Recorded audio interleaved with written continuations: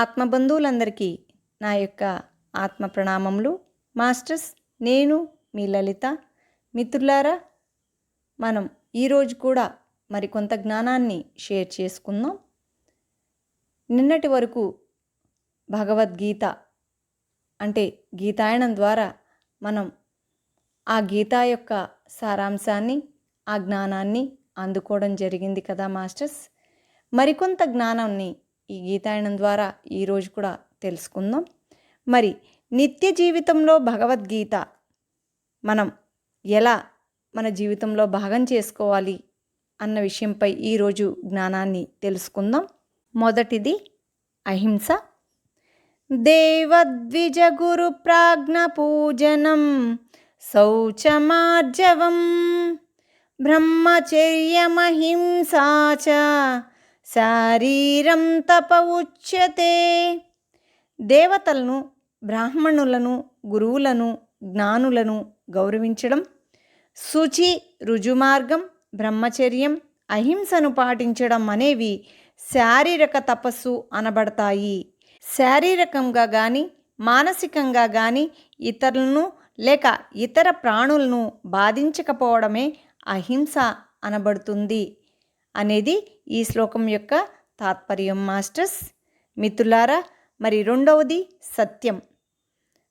అహింసా సత్యమక్రోధ త్యాగ శాంతిరపైసునం దయాభూతేష్వలోలుప్త్వం మార్ధవం హ్రీరచాపలం. మరి ఈ శ్లోకం యొక్క తాత్పర్యాన్ని, తద్వారా ఆ జ్ఞానాన్ని మనం తెలుసుకుందాం మాస్టర్స్. అహింస, సత్యం, కోపం లేకపోవడం, త్యాగం, శాంతి, ఇతరుల దోషాలు ఎంచకపోవడం, మృదుత్వం, భూతదయ, దురాశ లేకపోవడం, వ్యర్థ మాటలు మాట్లాడకపోవడం, ఉన్నది ఉన్నట్లుగా యథార్థంగా వ్యక్తపరచడమే సత్యం. మాస్టర్స్, ఇప్పుడు మరొక శ్లోకాన్ని తెలుసుకుందాం. మరి మౌనంకి సంబంధించిన జ్ఞానాన్ని మనం ఇప్పుడు షేర్ చేసుకుందాం. మన ప్రసాద సౌమ్యత్వం మౌనమాత్మ వినిగ్రహ భావ సంశుద్ధిరిత్వేతత్ తపోమానసముచ్యతే. ఇప్పుడు ఈ శ్లోకానికి సంబంధించిన జ్ఞానాన్ని మనం షేర్ చేసుకుందాం మాస్టర్స్. మన ప్రసన్నత, సౌమ్యత, మౌనం, ఆత్మనిగ్రహం, అంతఃకరణ శుద్ధి అనేవి మానసిక తపస్సు అని అంటారు. నోటితో మాటలాడకపోవడమే కాకుండా మనస్సులో కూడా ఆలోచనలు లేకుండా ఉన్న స్థితియే మౌనం, అంటే ధ్యాన స్థితియే మౌనం. మాస్టర్స్, ఇప్పుడు వాక్కు, నాలుగోది వాక్కు.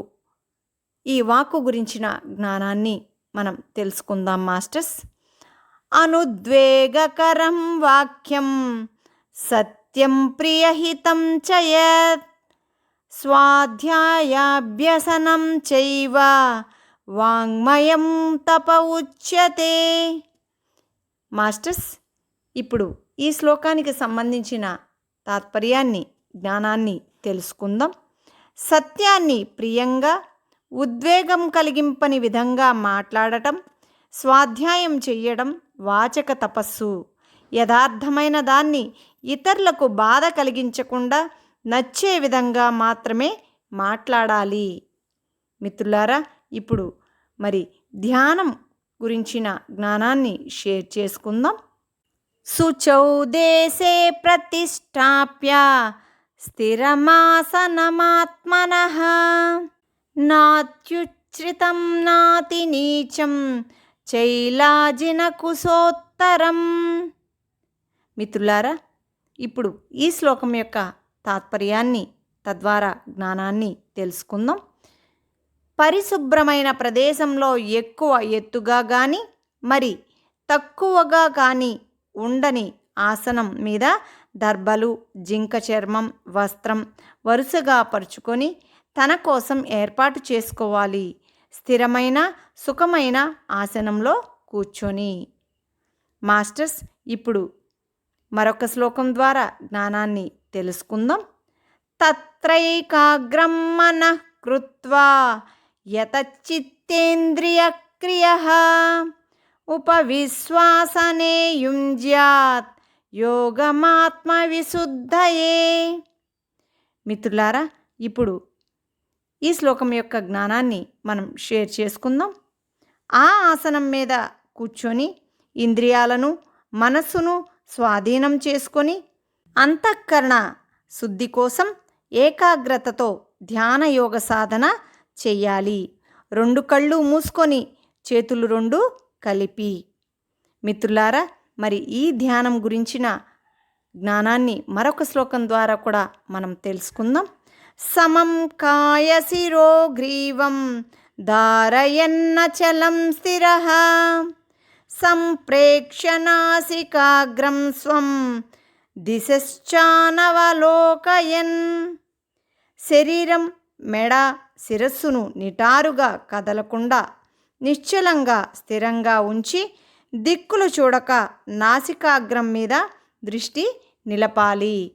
మిత్రులారా, మరి ఇప్పటి వరకు కూడా మనం నిత్య జీవితంలో భగవద్గీతను మన జీవితంలో ఎలా భాగం చేసుకోవాలి అనే జ్ఞానాన్ని తెలుసుకుంటున్నాం కదా మాస్టర్స్. మరింత జ్ఞానాన్ని మరి రేపటి భాగంలో మనం తెలుసుకుందాం. మాస్టర్స్, మరిన్ని వీడియో నోటిఫికేషన్స్ కోసం ఈ ఛానల్ను సబ్స్క్రైబ్ చేయండి, లైక్ చేయండి, షేర్ చేయండి. Thank you very much.